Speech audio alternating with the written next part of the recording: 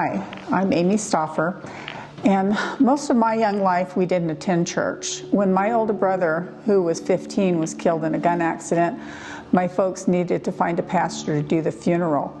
They called a pastor from a church that they had attended years earlier, and that church showed them what God's love looked like.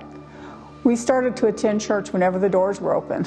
I accepted Jesus at about 11 years old and was very sincere in that faith. But a little over a year later, my 18-month-old nephew, who lived with us, was backed over in our driveway and killed. I had reasoned that my brother's death brought us to Christ, but I didn't know why God would allow something like this. And as I started into high school later, I really started to drift away from God. My boyfriend had introduced me to drugs, and I totally lost my way.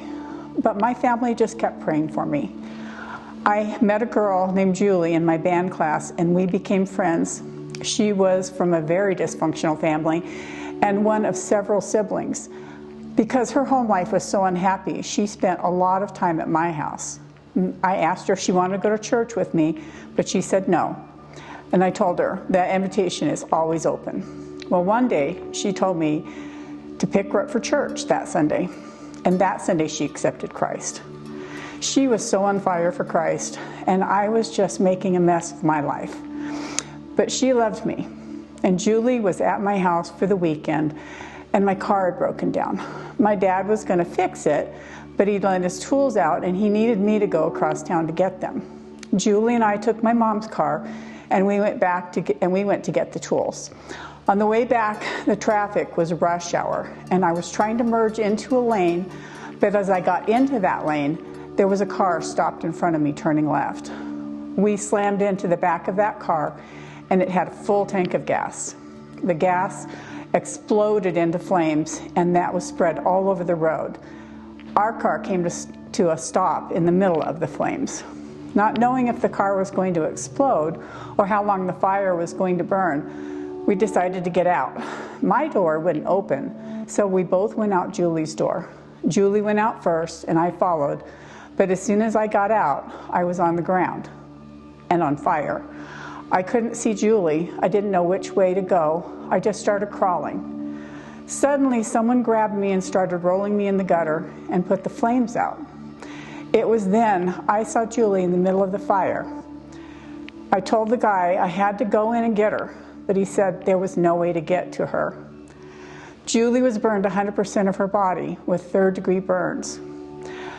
And while she was in that burn care unit, a pastor from our church came to pray with her. And she prayed, God, if there's anything else for me to do on this earth, I'll stay.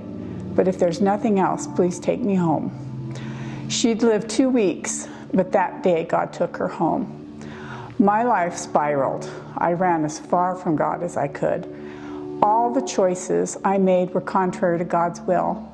I went to college, but I eventually dropped out. I married someone I shouldn't have, and I continued doing drugs. So I didn't have to feel anything. I did manage to get a good job, and because I had 2 children, I worked hard to be good at that job. Eventually, I got divorced. I knew I was totally lost when my brother's young son drowned, and I couldn't even go to see him or pray for him because I knew God's answer was going to be no. Even after that, my family, they just kept praying.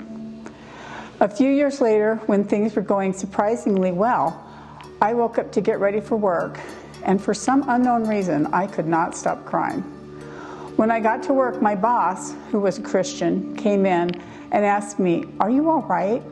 And I told her, "No, I'm not all right, but I know what I need to do to fix it." I got down on my knees in the office right there, and she and I prayed together. And I said, "Lord, I don't know if you still want me, but if you do, I want to be yours." From that moment, I got up from the floor, and I never had the desire to get high again. I got rid of everything and every friend that I thought would tempt me, and I never went back. My life changed that day, and no matter what happens, good or bad, I walked that path with God because He never stopped loving me, never left me, And he came and he found me because I was lost.